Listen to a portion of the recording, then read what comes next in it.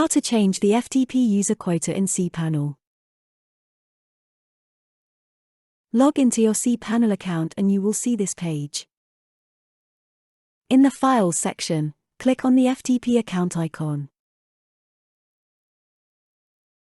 Scroll down to FTP Accounts section.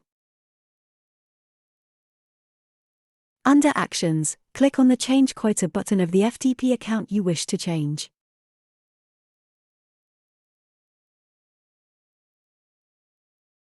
Enter the size numerically in the input box. For example, 300.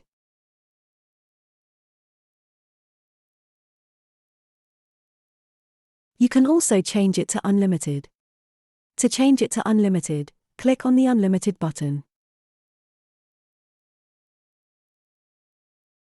Click on the Change Quota button.